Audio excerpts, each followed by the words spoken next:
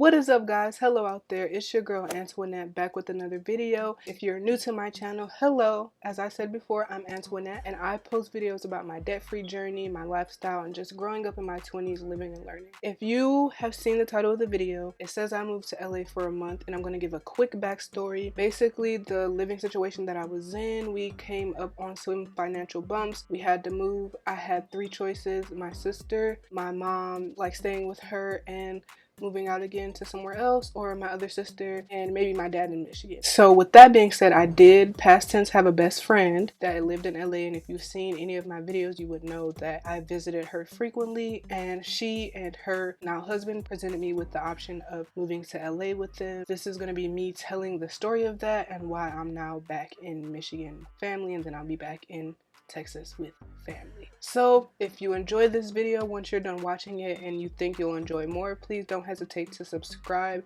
and be a supporter and watch me on my journey of adulthood. And I really appreciate you for clicking on this video, and let's go ahead and get right into it. Before we get into the video, I do want to make a disclaimer and say this is not to bash or belittle or demean anyone, especially not the people that were involved in the move to LA, and it's not to put too much of my personal business out, but this is a channel about my journey and I wanted to talk about that. I will start off by saying I am no means rich, I am no means financially stable at this point of my life. I'm still young and I'm still learning, and I know everyone around me isn't rich, so that's just what. So this is start off by saying we had to move, like I mentioned before, and I was given those three options, and my best friend and her husband had moved there prior to this, about the time that I moved to Texas, and they had been kind of trying to get me to come to LA because everybody knows that that's my dream since like 6.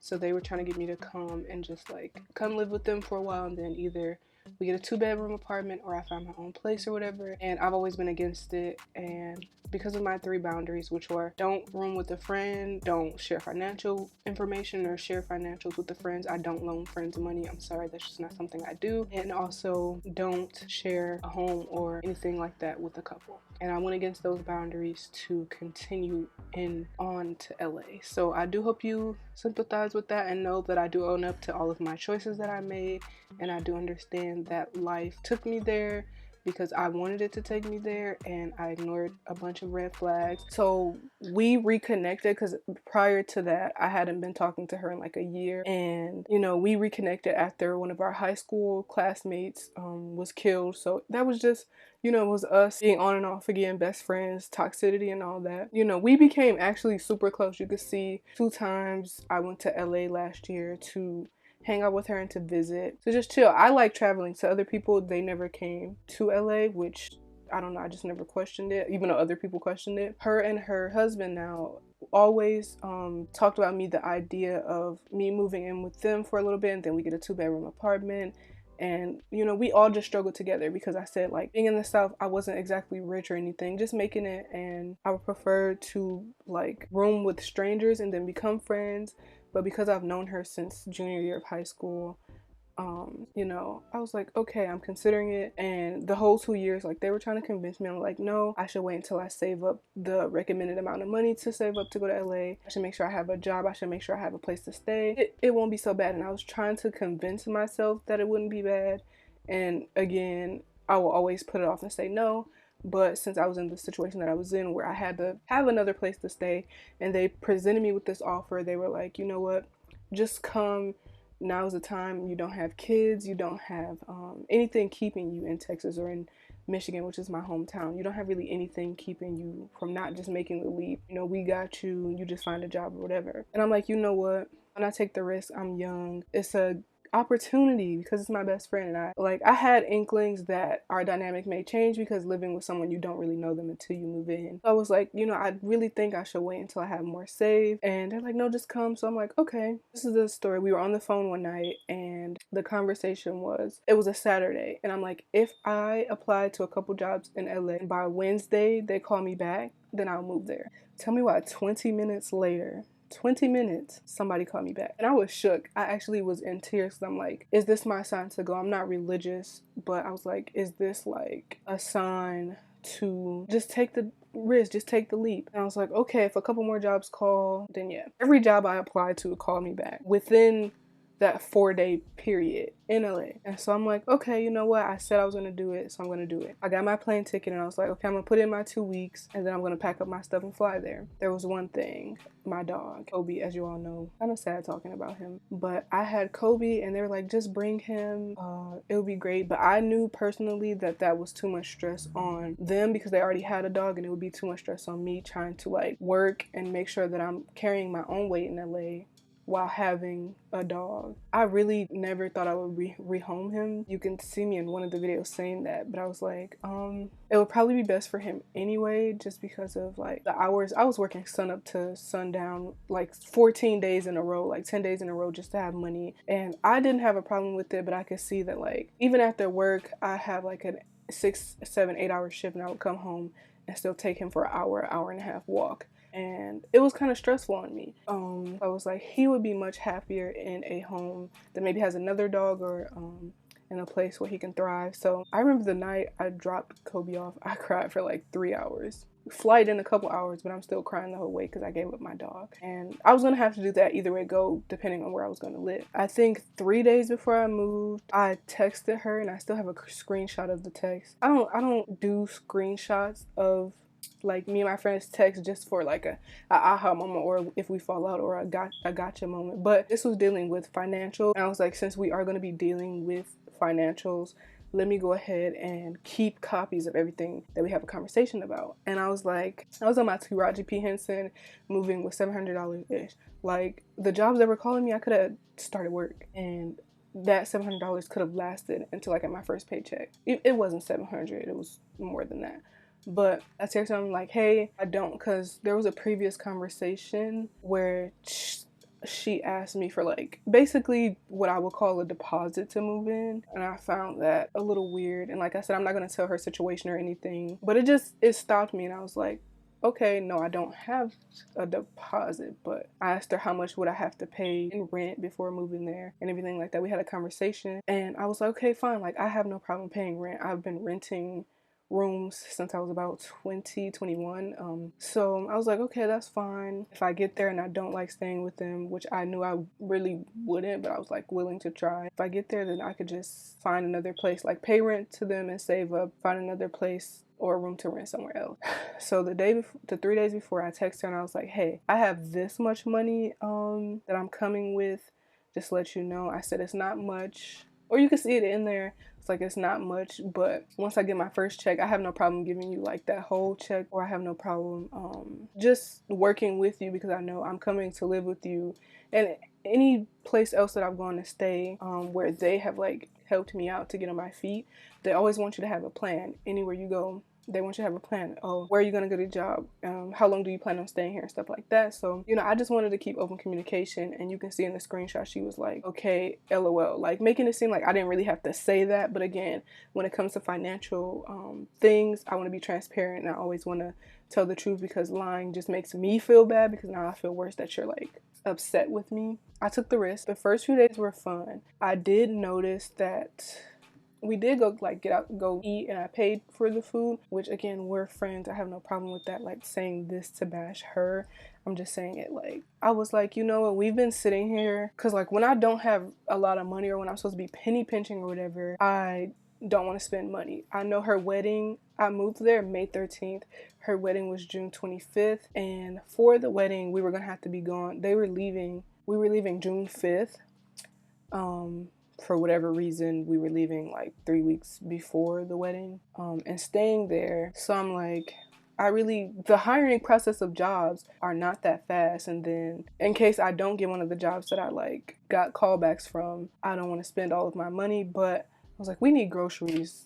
So we all three of us went to the grocery store and got groceries. The groceries we got, it is what it is. She was like, things just got weird from this day. So at the grocery store, we're getting everything. I had a whole list, but we went beyond the list because it is what it is. I'm like, I'm buying groceries. I guess that makes up for like the deposit or whatever. So they're putting dog food in she was putting dog food in the cart. They put wine in the cart, and then like a couple other things that I didn't really care. So I'm like, okay, if I'm paying for everything, I'm going to pay for it. And that makes us even. We didn't have a conversation about it. I'm like, okay. So I'm like, how much do y'all think this is? So for anybody wanting to move to LA, so I'm like, so how much do y'all think this is? Like 200, 250? Because in Texas, they don't really have a food tax, and I've never spent more than like $150 to $200 on groceries in Texas for 3 people. So they're like, no, this is like 400 or 500. I said, oh, roll raggy. So that was that, and it did come out to like, what was it, 471? So basically $500 that I spent for groceries that, again, I did not care about until we had the conversation. So we got home, and I think it was the next day, because I think this is where we got our wires crossed, because I'm like, I think we were in the line of the grocery store, and I was like, hopefully my card doesn't freeze, like the bank doesn't freeze my card, because I didn't tell them I was coming to LA or that I was moving to LA. So I'm like, hopefully they don't freeze it and then we can't buy groceries. And she was standing right there when I said it. So the next day we were sitting, she was like, is your car still frozen? Do you still have that money that you were gonna give us? Huh? Do I still have the money that I just spent? Granted, it was not a lot for LA, and I understand that. I knew that before I moved, but most of the time the problem with that, moving to LA with limited funds, is that you have to find a place to stay, and you have to find a job in time. And I didn't have that problem because I was living with someone, which was her. Like, I had a little time, you know.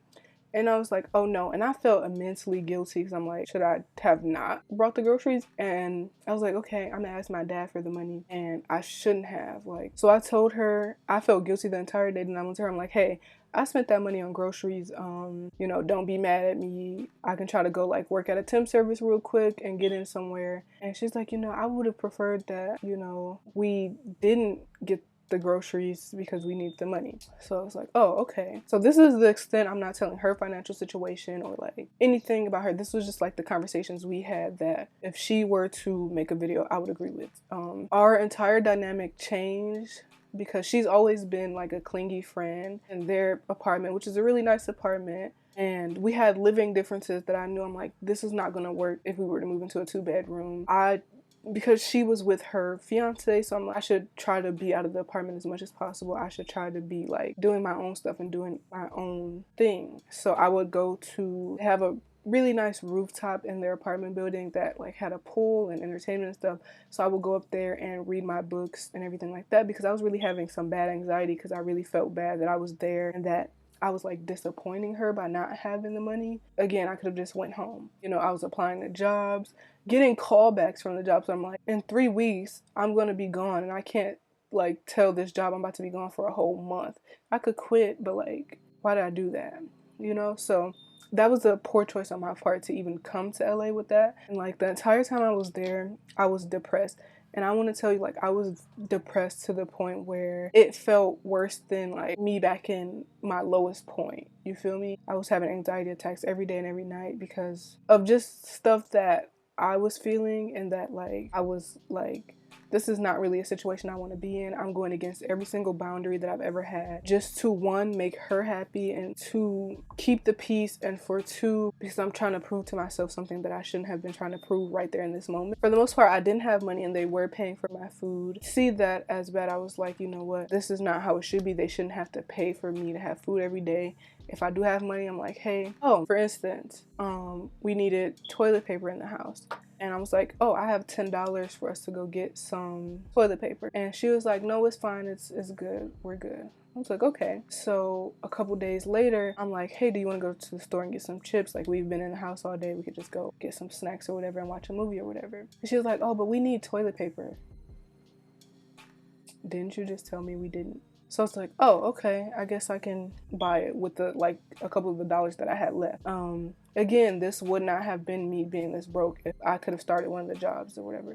And even with them traveling to their wedding 3 weeks early, she wasn't about to let me like stay in her apartment without her there, which was a big problem and a red flag that I ignored coming there. So we went to get the stuff. Like, we went to what was that, CVS or Rite Aid, to get the tissue.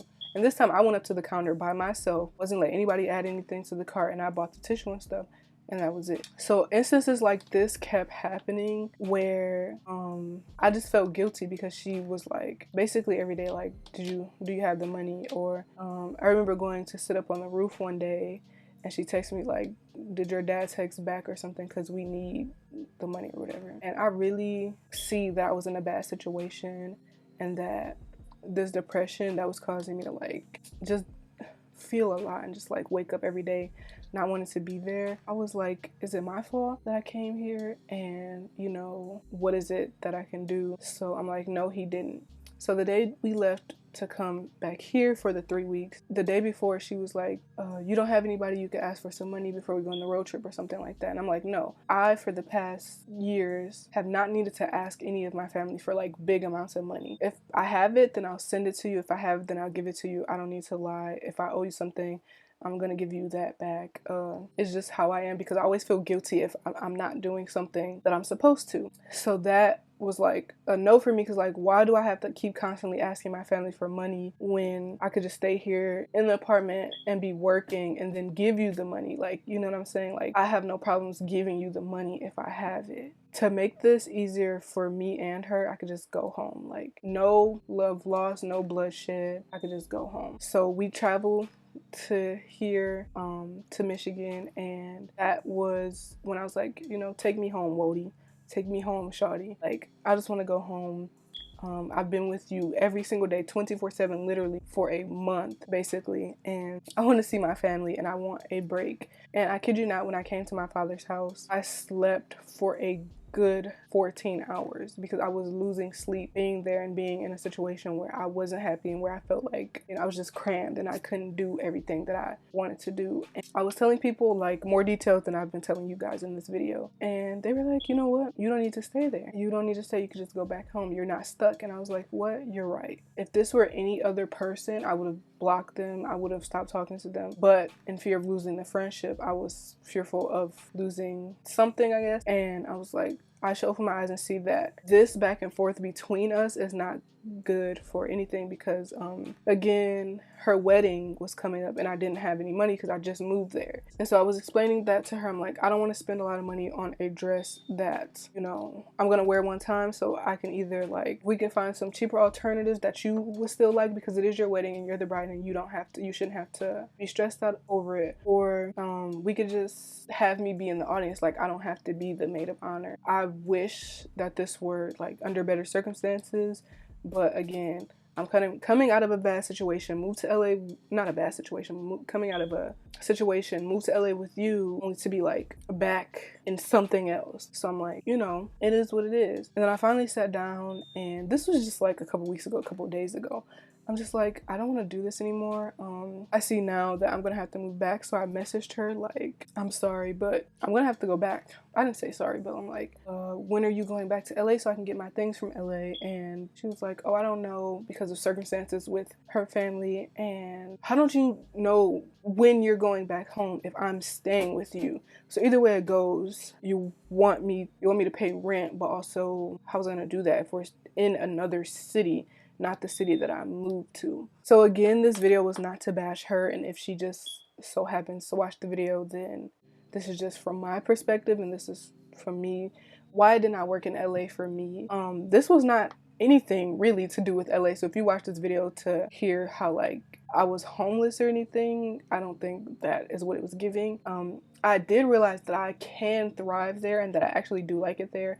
I know in my visiting LA videos I said I didn't like it, but I see the potential, and I see how the city made me feel. Like, even just walking around to the library that I went to, or just like to the Starbucks, or just anywhere, it felt good to be there, and it felt hopeful, and jobs calling me back to back to back. Like, I could have been thriving, and I know that once I do save up enough money to go and move there, I will be thriving, and I have what it takes to make it. Like, me making that leap, it definitely taught me a couple things. I did realize that maybe it wasn't the best for me to be there moving in with a friend, and our relationship and just like how we went about it was not the right way, and I definitely was in the wrong for a lot of things, and I definitely feel that things could have been different and that I should have stayed home. Also, I don't regret coming there, because I saw that even though it is expensive and even though it is difficult being there, I could have did it. Like, I could do it. So now I'm moving back home to the South,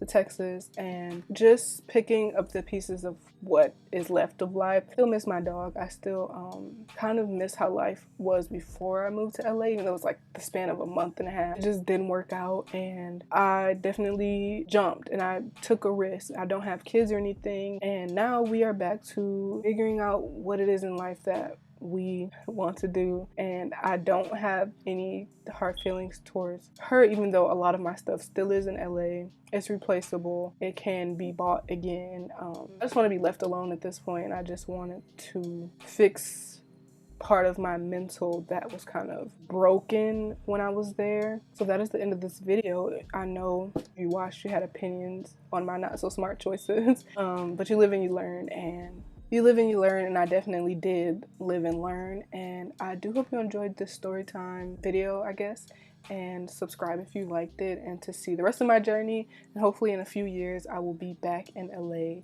and back better than what it was. And I really enjoyed filming this for you guys, and see you next video. Peace.